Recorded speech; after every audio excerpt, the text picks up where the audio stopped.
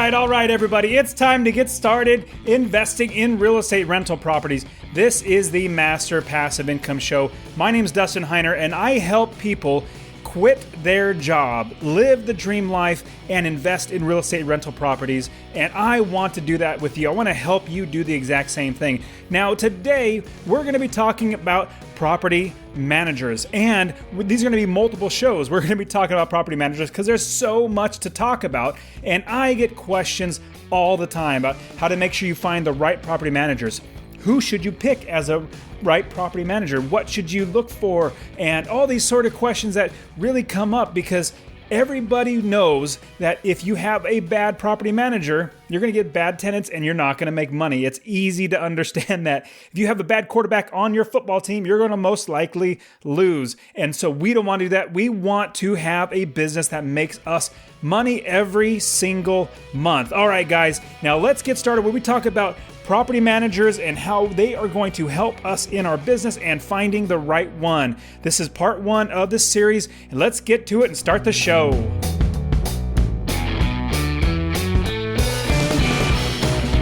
Welcome to the Master Passive Income Podcast, where we talk about all aspects of real estate rental properties with a special focus on making enough money so you can quit your job and live the dream life.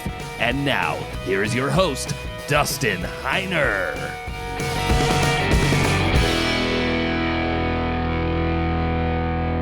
All right, let's get started now where we talk about rental properties. Now, if you might just be, listening and tuning in for the very, very first time, it's kind of funny sounding like I'm super excited. Well, I am super excited, but when you think about, rental properties, who can get excited about rental properties? Well, I personally do get excited mostly because of what it affords me, how it allows me to never work a job and never have to answer to somebody else, have plenty of money to pay my bills and all that great stuff. So I want to say thank you so much for being here with me. I'm super excited that you're here. And obviously, hopefully, you're going to be getting this enthusiasm that you can actually do this as well. Now, from time to time, I like to read some reviews of people that leave reviews for the podcast. And I got a 5-star recently. And the person that left the review is EV10K a day.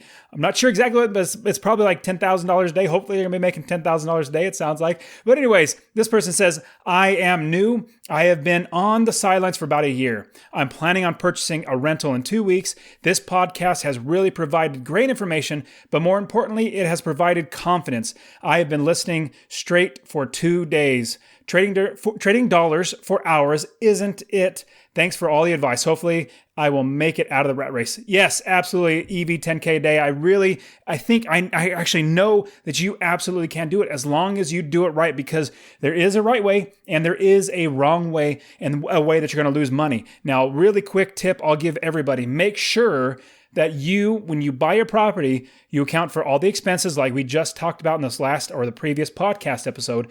Account for all the expenses and make sure you know what you're going to make in income and how much you're going to make in. And if you subtract the expenses from the income, that leftover is your passive income. That's your profit coming in your pocket. Or if you're losing money, that's negative cash flow coming out of your pocket. So what you want to do is make sure you account for all the expenses, subtract that from the income, and whatever's left over is going into your pocket. So that's a huge tip I want to give you. Make sure that you at least try to account for $200+ in your pocket every single month. So as long as your income, let's give you an example, $1,000 in income from rent, all your expenses, including everything we talked about in this previous episodes, that equals up to $800. Well, you're still going to be making $200 a month, even after all the expenses. Plus, your tenant is paying for your mortgage as well. Isn't that fantastic? Now, I wanted to share with you that I recently just got done with my first webinar that I've done, sharing about how I created a 6-figure business. Now, the webinar was for people who are on my newsletter. And if you're not on my newsletter, you probably would not have seen it. So I want to give you 2 things. Number one, how to get on these webinars that I'm going to be putting out, teaching all this great stuff, more great content of how to invest in real estate, as well as a free course, a free investing course, and you'll be on my newsletter. So go to masterpassiveincome.com/free free course, all one word, /free course. And I'll put it in the description and everything in there as well. It'll be in the description that I talk about today and all the other links. And also, this is the Master Passive Income podcast, show number 056. So if you're going to go to the show notes, go to masterpassiveincome.com /056. So go get your free course. Go ahead and go to the show notes. So you're going to see everything. Now, like I said, this is going to be a multi-part series because talking about property managers, there's so much to know. When I first got started, I lost tens of thousands of dollars because I did not hire the right property managers. I didn't know what I was doing. I didn't know what questions to ask. I didn't know how to make sure I found and employed the right property manager for my business. I even had, I'm going to tell you a story.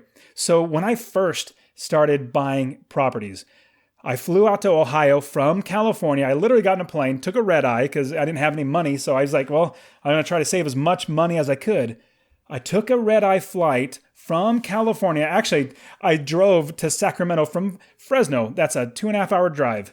Drove there in the middle of the night, got on the red eye flight, flew from Sacramento to Ohio, and got there and tried to hit the ground running. I was obviously tired, but we got there like at 8 or 9:30 in the morning or something like that. I already had lined up property managers to talk to, realtors to talk to, inspectors, wholesalers, realtors, I just said realtors, but contractors. I got so many people lined up so that I can see properties and talk to people there on the ground. Plus, I also wanted to see the area and see what it's like to live there and who lives there and all that sort of stuff.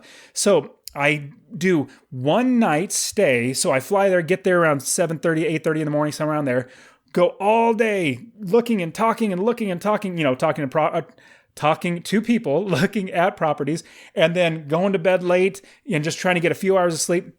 Then the next day, same thing, going, talking to property managers, talking to realtors, looking at so many different properties. Now, remember, this is the very, very first time that I started investing because I was like, oh, I'm scared. I don't know what I'm doing. I'm going to fly out there. Now, since then, in all the other places I invest, I don't fly out before. I literally find an area to invest, don't fly out there.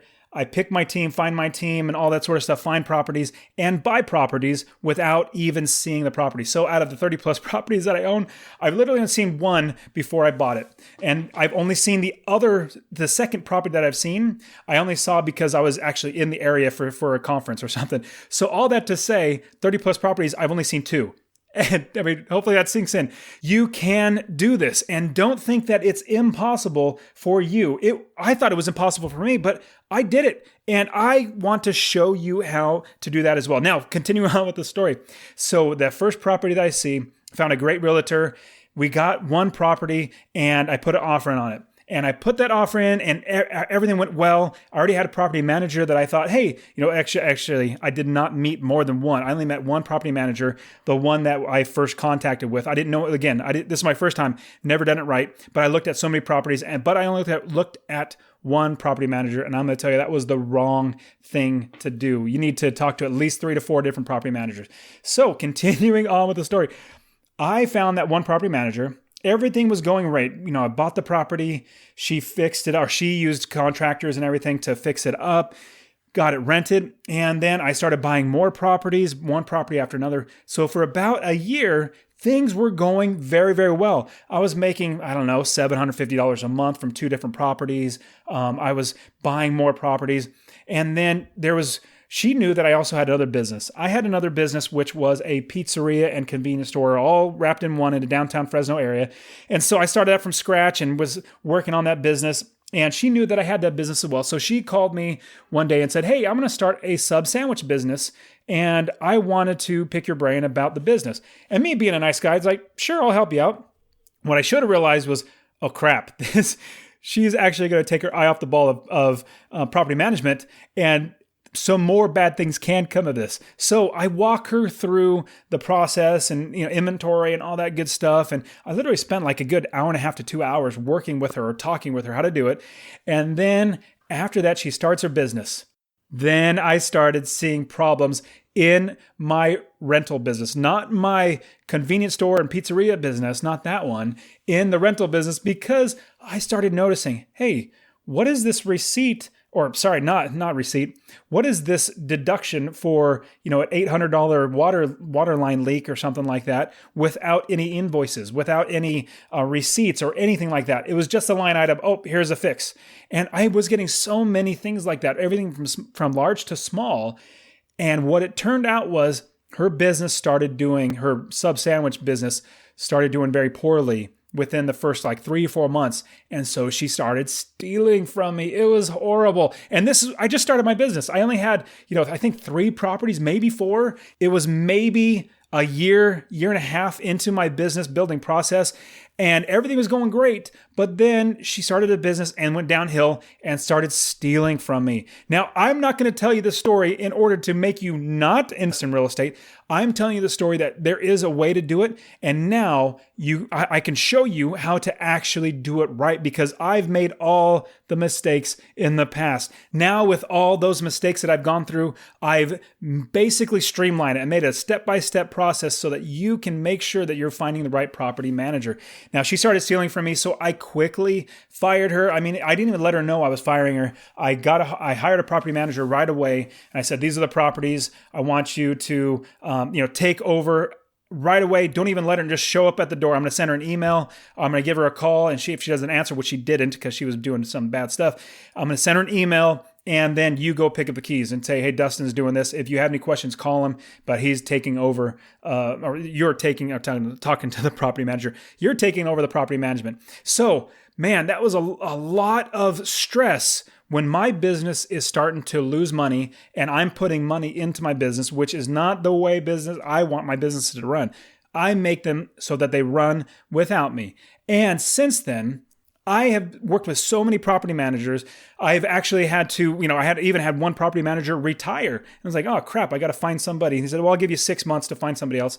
Well, I wasn't worried because I knew I could work out and find a good property manager. And that's what we're going to be talking about today, is how to find a good property manager, how to select them, and everything in between. Now, there's so many things. Now, the first thing I want to look at is, should you manage the property yourself or hire a property manager? That's the first thing I want to look at. Now, a DIY, like do-it-yourself property management, that is a ton of work. Now, let me ask you a question. Do you want to be fixing a leaky toilet at 4 a.m.? I doubt you do. Neither do I. Absolutely. I don't want to do that either. Now, if you are your own property manager, you're going to have to do that. You're going to have to field those calls, at 3 a.m. or 4 a.m. or something like that. When bad things happen, you're going to have to go through the evictions yourself. You're going to have to, show the properties. You're going to have to do so much work on your own, as opposed to doing the things that you really want to do, like traveling or spending time with your family or serving the poor or working in your church or something like that. There's so many different things that you can do with your time. Now, I'm not going to say that to dissuade you from doing your own property management. You may really enjoy it. I personally hate doing property management. I just oh man, I got to talk to this guy again. I don't want to do that.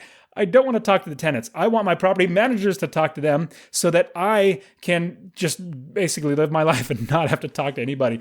So I'm going to encourage you to pick a property manager. Now, I'm going to give you a huge pro tip.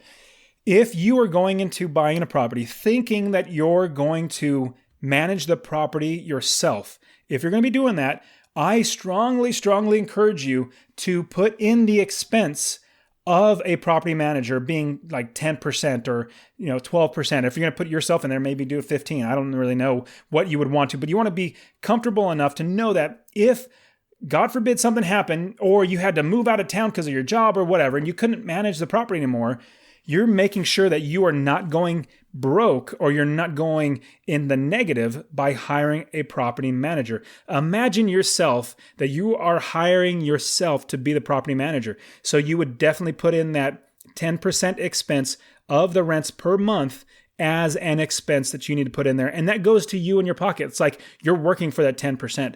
Now, let me ask you, is 10% of $1,000, is that worth your time to manage a property? So $100, is that worth your time? It very well could be. For me, for a few years, I managed a couple of my properties, and it was great. I'm going to say great. It was not fun managing properties, but it was great saving that money because I needed that money so I could buy more properties. Now, I don't do that anymore. I let the property managers, because I have plenty of money coming in.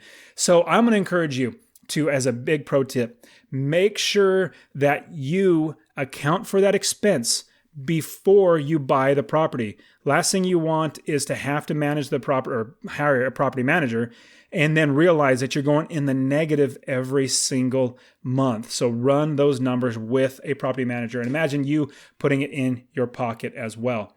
Now, what to look for in a property manager. Now, there are so many let's start just with, in this episode, we're going to be talking about characteristics, like what to look for in the characteristics. We're also going to cover things, lots of other things like the fees and how to actually find property managers, how to select them, how to, what to do after you select the right property manager and, what to do with all that sort of stuff. There's so many different things that we're going to talk to. So it's going to be a couple different episodes in the series, but let's look at what we are looking for in the characteristics of a property manager.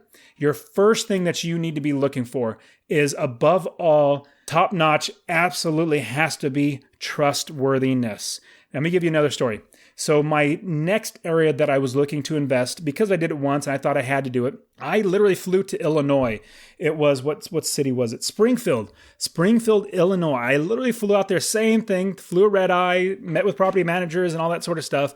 And long story short, I won't go into the long story that I did earlier, but the long story short, I found that I did not find a good property manager that I found was trustworthy. Now, there was a property manager that stood out a little more so than the others, but his answers and how he acted and all that stuff, it didn't sit well with me. Like, I just trust my gut, and I'm going to encourage you, trust your gut, go with your instincts. If a person just comes across as, hey, maybe this person might not be the right person to work with, honestly, I'm going to tell you, you probably should go with that. A friend of mine once said, all yellow lights turn to red. And I think that's a great, great point. If you're starting to get, yellow caution flags going up in your brain when you're talking to a property manager before you hire them, take that as something like, man, this might be something serious. I don't want to get into business with somebody I'm going to have to eventually fire. That takes so much work. Now imagine you getting into a business with a property manager in a year and a half, just like I did. You have to fire that one, or they move on, or they're stealing from you, or whatever.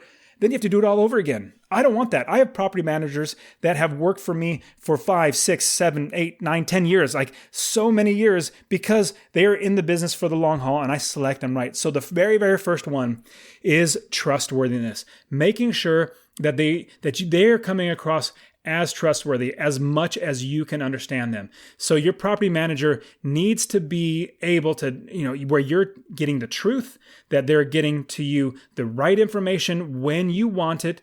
And if they're really, really good, they're going to make you feel like you're completely taken care of. Like, hey, don't worry about a thing. I got everything taken care of. And I'm going to tell you what I did. Like, not just, hey, just trust me. This is what I'm doing, X, Y, and Z, and you can follow along to make sure I'm doing everything, but I got you taken care of. So if you're talking to somebody on the phone, a property manager on the phone, and it's coming across like, man, this person, like, they're not answering their questions right. They're kind of shady. They're kind of dodgy. Maybe it might not be a good idea to work with them. Here's something that I've done. So recently, I was talking with another company. They're a crowdfunding investing company about like commercial properties. They were trying to talk to me about promoting them and pushing, what they offer. And after meeting, I literally sat down with them for about an hour. They told me their whole business. They're trying to raise like $22 million, but they only have $1 million raised. All that to say, the questions that they were answering should have been very cut and dry, very simple. They should have had all these answers. So I had a list of like 10 different questions, but their answers were so vague and so unsatisfactory that I just said, you know what? And I'm just not going to be working with you because I didn't feel a good sense from that company. So same thing with you. I'm going to give you a huge tip. Go with your gut. Go with your gut to make sure that you're going to be working with somebody that's trustworthy. Now, if you're a horrible judge of character, maybe work with other people. I'm going to get a couple things like references in a little bit, which you're going to use other people's judge of character as well. But so the next one, accountability. Everything that a property manager does, everything that they do should be ran through you. Now, I'm not saying, hey, there's a $50, part that you have to get fixed. I'm not saying that. I'm saying that they should run things through you, that you actually clarify and make sure that it's basically a business process. And this is what I do. Anything that is over $300, $250 is it's okay. You can go $250, but anything over $300, you come to me and I say yes to a repair. If it's under $300, just don't even bother me. Go ahead and get it done. I mean, you could even say, under $100, go ahead and get it done. You could absolutely do that. But I know with property managers, they're great, but it's not their money, and it's not their money. And so what happens is, I could probably get it cheaper if it was my money, like a $2,000, furnace bill. I probably could get it maybe down for $1,500, but you know what? It's just easy, get it done. Let's go ahead and get it done for $2,000. Well, I tell my property managers that you are accountable to me. Everything that you do is scrutinized by me. I'm your customer. The tenant is not your customer. So what you want to do is make sure the person is accountable to you, and everything you say, they do everything that you say that you want them to do. And then you also hold them accountable by reviewing every statement and income statement that comes in. Just like I was telling you, that's how I found out that my first property manager was stealing from me, was because I saw that the income and expenses were not lining up. The statements were not lining up. So you want to make sure you have somebody that's accountable, that you can trust them. Now, one big tip I'm going to give you, if at all there is ever, after you hire a property manager, 2 years, 5 years, or however many years from then, after you hire them, if there's ever a seed of doubt, like maybe there's something shady going on, don't push that aside. Put that in your brain as something that, I am absolutely going to be watching out for this, because this is your money. This is how you're going to be paying and putting food on the table and being able to do the things that you want and not work a job. You want to make sure that you lock that in your brain and don't let that go. Say, you know what? If this continues to happen, I'm going to have to fire them and find somebody else. Here's another quick tip. You want to hire slow, but fire fast. I'm probably going to do a whole nother podcast episode on this because it's such an important lesson. You want to hire the person, whoever it is, slowly, and then fire them when they are bad as fast as possible. Don't delay the inevitable. Just cut ties and get done. Okay, next one, communication. And this communication is huge for me. I mean, I could put this at number one. Actually, these are not in order at all of, importance, but communication for me obviously goes along with trustworthiness, but communication is by far what I absolutely desire from my property manager. Now, if a property manager takes a week to get back to me, in my world, that is horrible. I don't wait that long. This is my business. You don't mess around with my business. If it's going to take you a week to get back to me on something, there's something wrong. I'm going to fire you and get somebody else. So it's not unreasonable for you, when you're interviewing and talking to property managers, it's absolutely not unreasonable to say, would you guarantee me a 24-hour turnaround on the conversation? So either email, phone call, or text, in whatever manner I reach out to you. If it's a text, then send a text back within 24 hours. That's not unreasonable. Now, if they are sick or something, I completely understand that, but it should not continually happen where they're taking days or weeks to get back to you, because your business, as a property sits vacant or they're not paying rent, that is money out of your pocket. Now, when I'm screening for property managers before I invest in a new area, all property managers, actually, I take that back, not just property managers, every single service provider should be putting on their best foot forward before you hire them for the job. So let me give you an example. If you are going to hire a property manager and that property manager takes 4 days to call you back the first time, and then you call them back and you talk to them, it's going okay, conversation is going well, but you have to call them back again to get some more clarifications to continue the interview process. And they take a week to get back to you. And then they finally call you back. And then the next time, like their emails, they never respond to their emails. So here's my point. If the property manager takes that long to reply and communicate with you before they have your business, how do you think it's going to be when they actually have your business? How much worse is it going to be? trust me, it's going to be much worse. So a big pro tip is while you're interviewing them, they better be putting their best foot forward because that's the best you're going to get. And if it's already bad, then move on. Okay, next one is quality of work. So when you have a good property manager, the quality of the rehab, of the repairs, and the people that they use, the contractors and everything, should meet your standards. Now, they might be better or worse, and as long as they meet your standards, that is what you want because your property is your property. It doesn't matter if their standards are like 10 notches below yours, they need to jump up. If their notches are 10 notches above yours, they need to come down. Like I'm not going to put granite countertops in a place that absolutely does not need granite countertops. In fact, it'll just be a $3,000 expense and it might raise the rents up by like $15 a month. Well, it's going to take me a darn long time to be able to pay off that granite countertops. So I am not going to do that. So here's what I'm saying. You want to make sure that the quality of work that the property manager puts out is adequate to what you want. Basically, just their extension of you is what they're going to do. So your property manager wants to make the property desirable to be a rentable property for tenants, but at the same time not waste your money to make it more overly elaborate than it should be or way under to where it's not going to get rented or rent for a lot less than it should. Here's another one for you. References. References are huge in my world, especially, like I said, if you don't have a good judge of character. If you don't have a good judge of character or you can't, it's hard for you to judge somebody's character, or you're really, really trusting and like, man, this guy's a nice guy. I'm just going to let him go through with with being my property manager. If that's you, which I can tend to be that, where I can be much more on the end of, yeah, let's give a little leeway or give a little grace in that area.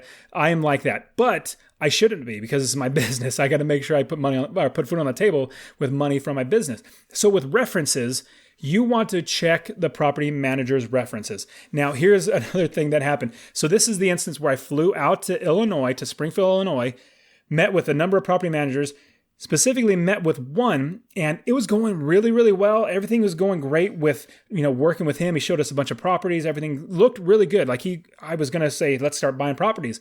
And then I said this, could I get a few references, maybe one or two references of the people that you work with? I just want to see, what they say about you and your business. And he looked me dead in the eyes and said, no, I will not give you any references. And the main reason, I said, well, why? And he said, the main reason why is because my landlords, the people that I work for, trust me to keep their, anonymous. There's probably a better word for it. But I don't give out their information. I said, well, even for references for your business, surely you have some good people that are excited about your work that would want to share, hey, this guy's good. He said, nope, I just don't do that. I said, okay, bye-bye then, take care.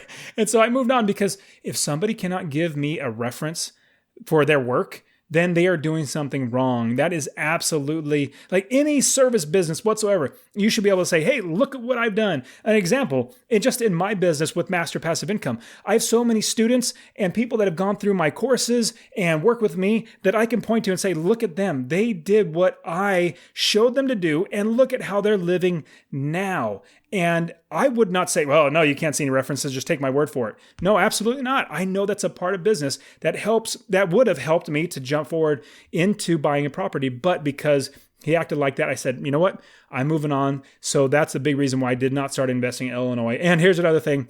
Investing in Illinois is very rough right now. And I'm glad I didn't buy any properties there because the state might go bankrupt. Sorry if you actually live there, but they're spending lots and lots of money. Just like California, it's a rough state to invest in. Anyways, I bagged on it just a little bit, so I apologize if you're living there and if you're investing there and you're doing great. Good for you. I'm super, super excited. For me, it was not a place for me to invest. Okay, another one, commission percentage. The amount that I pay my property manager is based on the contract of the services that they provide. Now, some property managers are 8%, 10%, 12%, or whatever percent it might be. Some could even be a flat fee, like a minimum fee, or not a minimum fee, a flat fee of like $95, which, if I have some properties, one property, I'm all tongue-tied. One property in particular, I think it's like, an $1,800 a month rent. Well, 10% of that is $180. That's a lot of money. And so in this one particular area, I have a property manager that charges me $95 flat fee, which is great because it's basically saves a whole nother $95 and puts it in, or is it $85? Puts it in my pocket. So I'm super excited to find property managers. But it also depends on the area of the country that you're investing. So in one area, it might be that everybody's percentage, which most of the country is like that. Other areas, some property managers, like in the area, all of them are on a monthly basis, a flat fee. Now, it just depends on the area. So you can also negotiate, and this is a big tip. I'm going to give you another pro tip. Always negotiate everything with your property manager. Your property manager is going to give you something you're going to ask for. You need to get, before you make a decision, you need to read it. A property management agreement between you, the landlord, and them, the property manager, making sure that you look through everything that they're going to do, what they say they're going to do, what they say they're not going to do, what they're going to charge you for, what they're not going to charge you for, all that stuff. You got to read through everything. So the commission percentage, in my opinion, a good round number is about 10%. If you get them down to 8%, that's even better. But then again, if you're only renting a place for $800 and they're only getting 8%, how much is that? Like $65 a month? That's not a lot to manage a property. So all that to say, the commission percentage does come in a factor, but that's also something that you can negotiate. Another thing I want to give you is the other fees that come up. And this will be inside of their management agreement with you. The other fees that come up with property managers. There are fees and fees and fees that potentially property managers can actually charge you all the time. So here's a big, huge pro tip I'm going to give you. I never, ever, ever sign with a property manager that charges a minimum monthly fee. So here's the way it worked out, or it would work out. If it's not rented, if it's not making any money, they're going to charge you $50 just to have that as them being the property manager. And if it's not rented for 3 months, you're going to be paying $150. If it's not rented for 6 months, that's $300. Well, shoot, I am not paying you to not have the property rented. So that minimum monthly fee, if they have it in there, usually I do one of two things. I strike it out, or I say, hey, I need you to remove this. I'm not going to work with you if you have that in there, and I'm not going to pay a minimum fee. Or I just literally dismiss them. Like if other things didn't work out, like the trustworthiness and accountability and quality of work didn't work out, I just see that I'm like, okay, this just puts a nail in the coffin. They're not a good property manager. I move on. So here's my perspective. Minimum monthly fee, negotiate that out or move on. Another big one that comes up is an upcharge for contractors' repairs. They would add on an extra 10%. So if it costs $1,000 to fix it, whatever it is, they're going to charge you an extra 10%, which is an extra $100 for the repairs. I personally don't like that. If you're managing my property, you're managing everything for the management fee. Like if I'm being nickel and dime for others' fees, I'm going to be nickel and dime that way. What is my 10% a month what does that go towards? Like I don't want to be nickel and dime. And so I usually negotiate that out if that's in there. That should not be something that they charge for. Here's another one that you're probably not going to get out of. And it's something that we talked about in the last episode, but it is a finder's fee. When you first get a property and you fix it up, get the property rented, that when you rent the property, there's a finder's fee of usually the first month's rent or half a first month's rent or, a certain dollar amount, whatever it might be, because they need to lease the property. They need to show the property. They need to do all the contracts. They need to basically do everything, all the marketing to get somebody in there. And I completely understand that they get put a lot of work into it. But that's something you got to account for. A finder's fee is something you account for, but you can also negotiate. And again, as always, pro tip is negotiate everything in this business. If you're not uncomfortable doing the negotiation, you're not asking low enough. Like keep doing it until you get uncomfortable. Another one is marketing fees. Some property managers, on top of finder's fees, will even charge you a marketing fee. I say no. There's nothing much more to say about that. Just say no to any other marketing fees. Another one that I hate is a charge.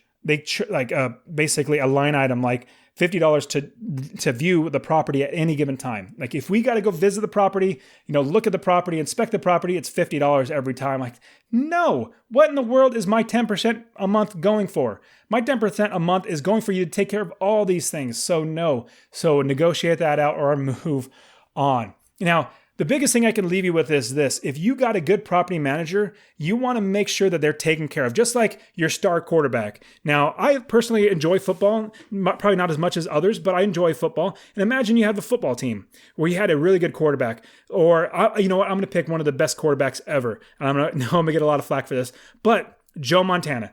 He is absolutely one of the best quarterbacks. I hated when the Niners traded him over to Kansas City Chiefs. When he went over to the Chiefs, I was like, what? And I guess I do understand, you know, how they had Steve Young in the wings, who is also arguably a fantastic, one of the, Hall of Fame type quarterbacks. But getting rid of Joe Montana was really, really rough for me.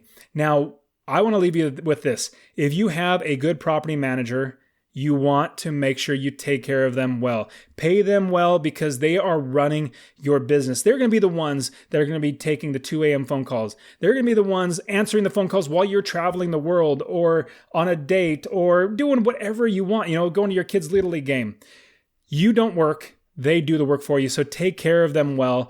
I've even sent my property managers like gift baskets at the end of the year, Christmas time, just say, hey, appreciate, hey, thank you very much for being, such a good property manager. I've even done that as well. So take care of them well. All right, guys, this has been such a eye-opening thing for me when I started building my business in order to find the right property manager to make my business run well. Hopefully you got a lot out of this. Now listen to the next episodes where we are going to be talking about other things like how to find them, like literally how to find them, how to select the right ones, all that sort of stuff.